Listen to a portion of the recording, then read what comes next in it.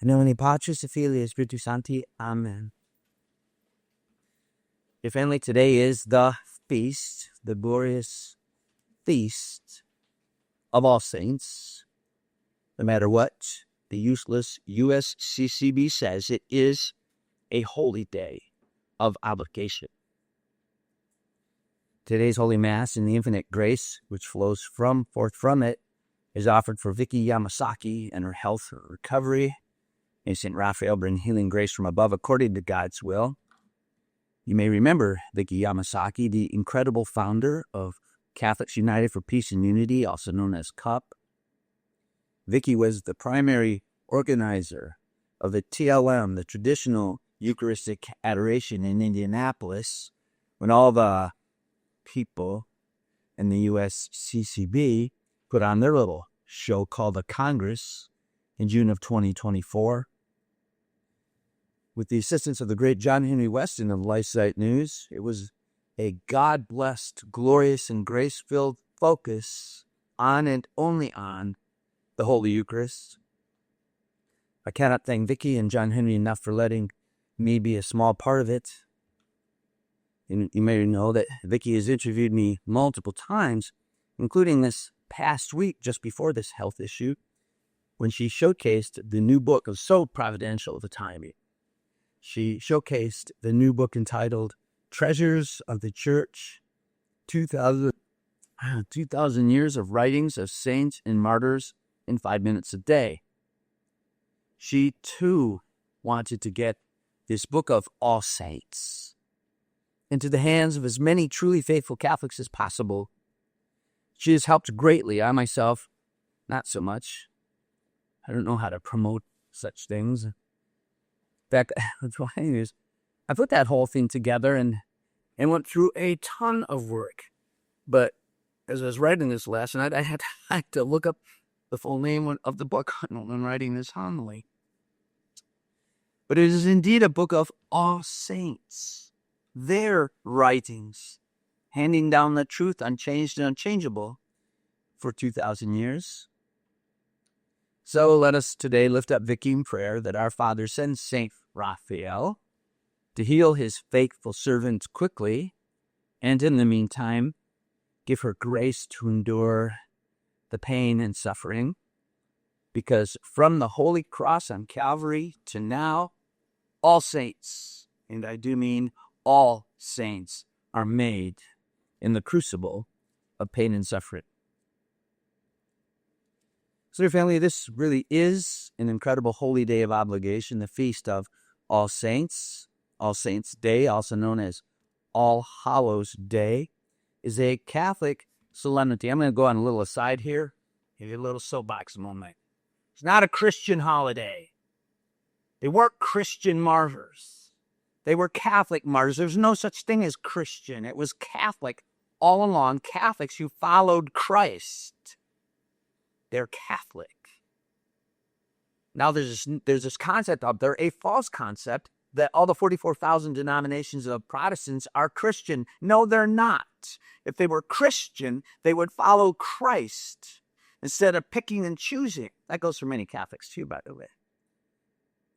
There's no such thing as Christian unless it refers to Catholics.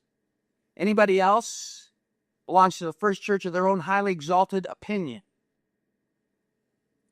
falsely claiming to be Christians, yet ignoring fundamental stuff for 2,000 years of martyrs, people who died for being Catholic. Okay. Back to the script. Let's today ponder the history of this great feast. Then you'll know what I'm talking about, not just making this stuff up. Let's ponder the history of this great feast day, and I'll tell you in advance why we should ponder the history, apart from understanding fully and completely what it means to be Catholic, because the fullness of its history stands in the most stark, eternal contrast between the true Catholic Church and the diabolical and perverted post-Vatican II man-oriented ideology, now so blatantly revealed in synodality town meetings. And while we ponder this, Remember now and never forget the words of the great Saint Athanasius, doctor of the Church, who in the 4th century, which means the 300s, stood against virtually every man who claimed to be a Catholic bishop, but were in fact schismatic heretics. Remember now the words of St. Athanasius, who said, "They control the buildings, but we have the faith." And remember, too, the incredible words of the martyr, St. Thomas More, quote, "I do not care if I have against me all the bishops, I have with me the saints and all the doctors of the church." What a beautiful day, All Saints, to recall his words. I have with me not those loser bishops, those false bishops. I have with me the saints, formed in the crucible of pain and suffering. I have with me the saints. I don't care what you say, bishop. Which is why, hear these words clearly, dear family. It's all about saints.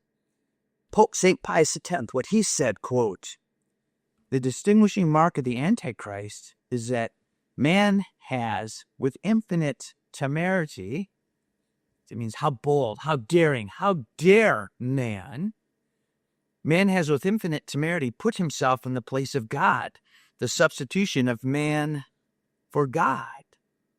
That's Pope St. Pius X, who warned us about this modernism, who warned us in multiple encyclicals of what's going on today, who warned us, dear friend, this diabolical synod from Leo on down is exactly the very thing about which Pope St. Pius X warning us against putting our little synodal town hall meetings in place of God. There it is. You see, dear family, from the mouth of one of our greatest saints, just how diabolical are Leo and all his cronies and their synodality from hell. Do we see it, dear family, that is why we, like the martyr St. Thomas More, do not care one bit about what godless oppression will come from them, because we, like the martyr St. Thomas More, have with us all the saints and doctors of the church. So with that in mind, let us immerse ourselves in the true glory of All Saints' Day, and the glory found in and only in the one and only Church of Jesus Christ, King of the universe. The celebration, the Catholic celebration of All Saints' Day and All Souls' Day, stems from a belief that there is a powerful spiritual bond, I know you know this, between those in heaven, the church triumphants, the living, us, the church militants, and the church penitent, which includes the faithful departed. So in Catholic theology, this day, All Saints' Day, commemorates the church triumphant, those who have attained the beatific vision in heaven. One of whom, by the way, Leo, memo to Leo, is not Francis. Well, from the 4th century, so we're talking in the 300s, the time of St. Athanasius, there existed in certain places in that sporadic intervals a feast day to commemorate all Catholic martyrs. I myself, I had to look this up. I studied this all last night. Anita can confirm it. I was up till 1 a.m. trying to get a perfect feel for what All Saints' Day is and where it came from. It was held on May 13th in Edessa, which is in ancient Greece. I had to look that up on a map. And on the Sunday after Pentecost in Antioch in ancient Turkey, and on the Friday after Easter by the Syrians. In other words, already by the 300s, it was celebrated in all those places that were touched and influenced by the great missionary trips of St. Paul. To give you some sense of how far the Catholic Church had spread by those earliest days, at about 11:30 last night, I had to research on the map where lie the cities of Edessa and Antioch. They go by different names now, so it's not as easy as you might think. Anyway, to give you some sense, as it turns out, the driving distance from between Edessa in Greece south to Antioch in Turkey is 1,110 miles. And Antioch itself is another 500 miles north of Jerusalem. Or to look at it another way, another sense of how far the faith had traveled in that short period of time. The driving distance from Jerusalem up to Antioch, up to Odessa, and around to Rome is 2,075 miles. Look at how far the Catholic faith had spread so quickly within the first 100 to 300 years, and not just spread. That's in itself just a staggering concept. The distance had spread, but spread so faithfully. Faith in the one way, the one truth, the one life, that Catholic saints were being martyred in all those places in the most horrific and barbaric ways. Yet, we keep having to refer to this, because what does all this history do for us unless we can compare it to today and understand what our faith should be compared to what it isn't? Look at that. 2,075 miles, Jerusalem to Rome, martyrs in any possible barbaric way you can imagine. Yet look at now at the pathetic and depraved vipers who dares to supplant the truth for which those martyrs died with their utterly and completely diabolical man-made ideology, synodal town meetings. I cannot say enough bad about it, because you're going to hear nothing but news about it. And every time you hear the word synodal meetings, synodal gatherings, know it's from hell. It's not from God. God has already given us the deposit of faith, which cannot be changed. Your opinions, my opinions, don't count. The martyrs died for what God gave us. Every synodal person, from pope to cardinal to bishop to priest to laity, spits on the grave of every martyr for 2,000 years. My goodness. Forgive me, I was late. It was late. These diabolical monsters and miters and their synodal baloney, I called it. And then I was like, if you just rearrange the letters, you will find most of the letters of baloney are in synodal. Back to more history of All Saints. During the 5th century, St. Maximus of Turin in northern Italy preached annually on the Sunday after Pentecost in honor of all martyrs in his region. The Combs of Würzburg, the earliest existing ecclesiastical reading list dating back to the 6th and early 7th century, so the 500s into 600s, in what is today Germany, lists the Sunday after Pentecost as Dominica in Natale Sanctorum, Sunday of the Nativity of the Saints. By this time, the commemoration had expanded to include all saints, martyred or not. On May 13th, 609 or 610, Pope Boniface the Fourth consecrated the Pantheon at Rome to the Blessed Virgin Mary and all the martyrs, ordering an anniversary that has been celebrated at Rome ever since. It is suggested May 13th was chosen by the Pope and earlier by Christians in Odessa because it was the date of the Roman pagan festival of Lemuria, in which evil and restless spirits of the dead were propitiated. Meaning, in other words, even the pagans knew it was important to pray for the sinful dead. And so what the truly Catholic Pope Boniface did back then was what St. Paul had done so well with the Greeks in Acts chapter 17.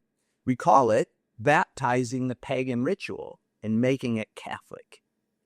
Listen to St. Paul's speech at the Areopagus in Athens. Then Paul stood up at the Areopagus and said, "You Athenians, I see that in every respect you are very religious. For as I walked around looking carefully at your shrines, I even discovered an altar." I said, why is it everything things are sacrificed on an altar? Amongst the pagans. Even the pagans knew what to do. Look what they did with our altars after Vatican II. God, they destroyed them. Anyway, he says, I even discovered an altar inscribed to an unknown God. What therefore you unknowingly worship, I proclaim to you.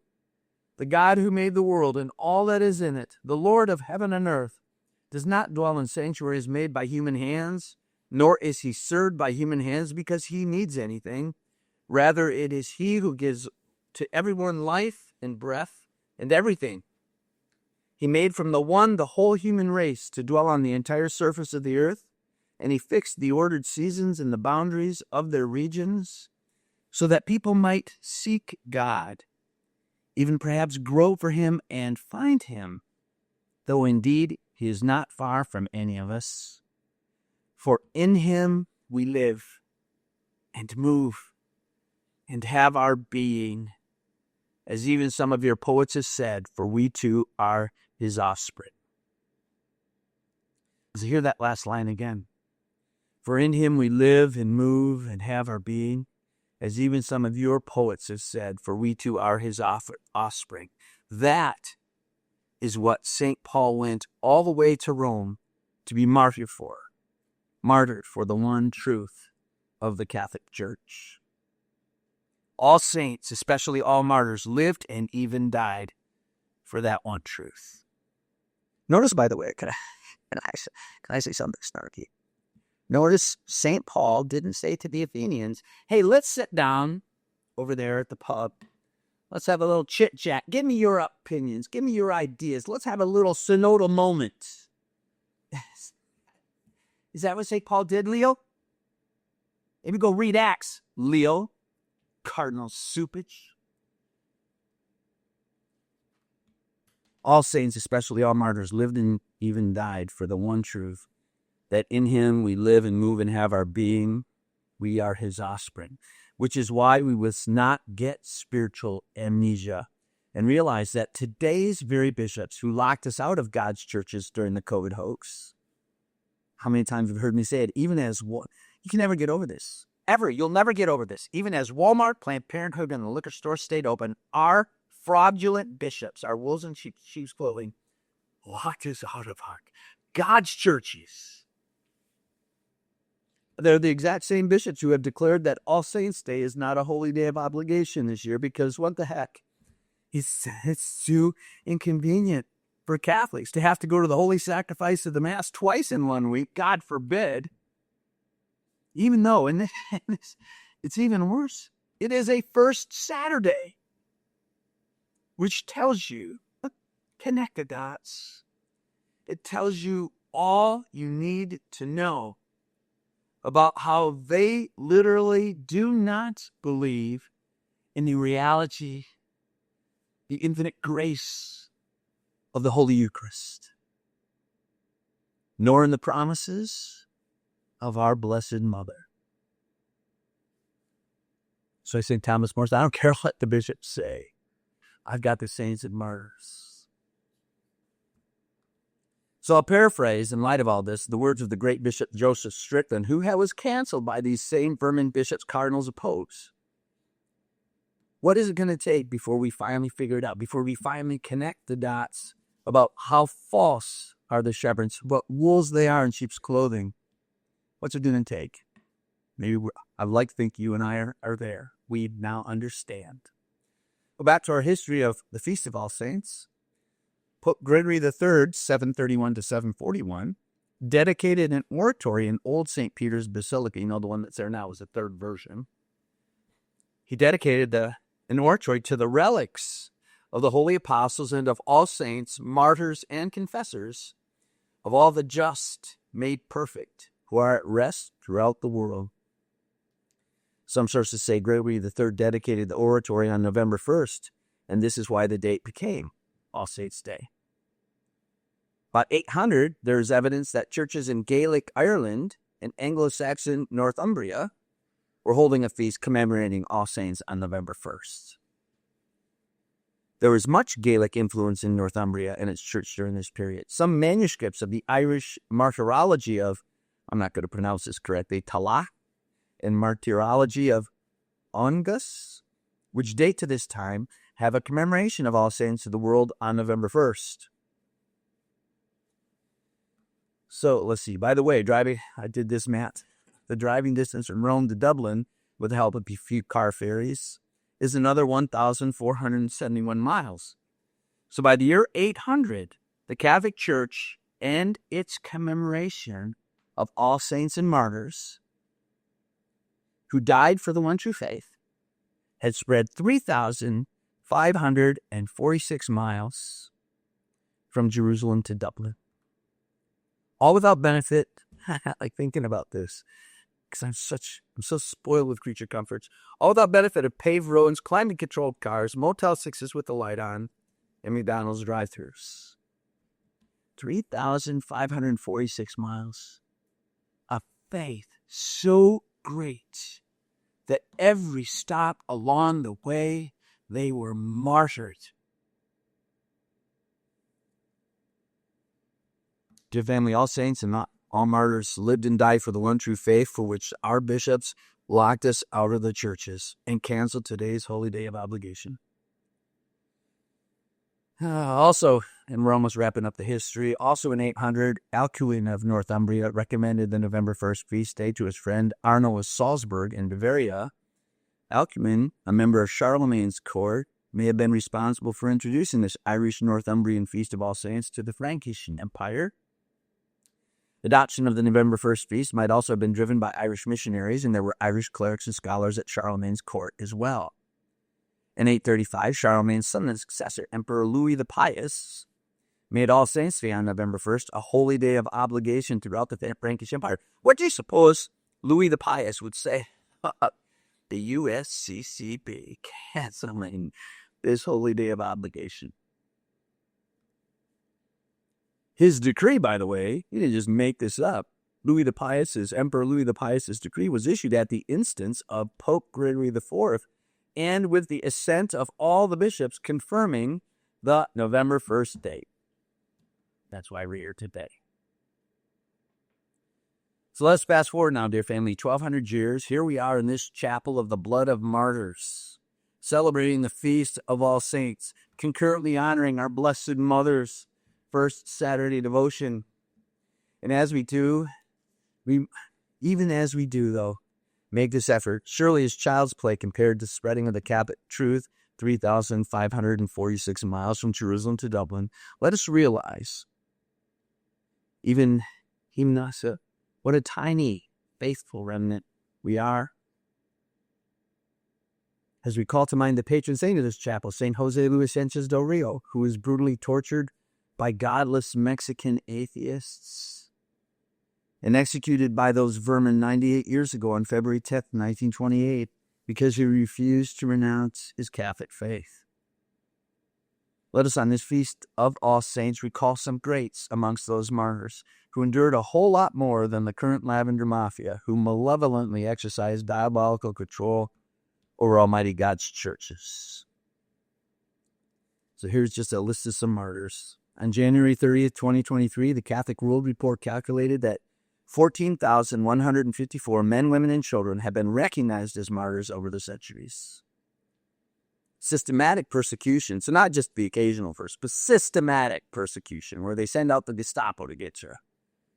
That began in the 2nd century, so the 100s, and reached its peak during the reign of Diocletian in the early 300s. Stories of the martyrs were preserved from early times. Prayers to the martyrs were included as part of liturgy from very early on. Most of the saints mentioned in the Roman liturgy were martyrs from the 1st to 3rd centuries. Many martyrs are included in the invocation of the saints before the consecration. So, remember what I said before?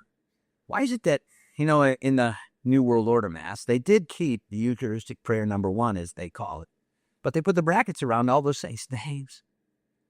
Like, why don't we want to be reminded of the people who died for their faith? Like, we should take what was going on in Mass seriously, because after all, these people were martyred in the worst possible ways for the faith that were in church to begin with. Why were they celebrating? Well, these names should sound familiar to all of you. And the invocation of the saints before the consecration included, in addition to Mary and all the apostles, martyred popes. Linus, Cletus, Clement, Sixtus, Cornelius. Remember how we called that old list? Even I didn't know they were popes.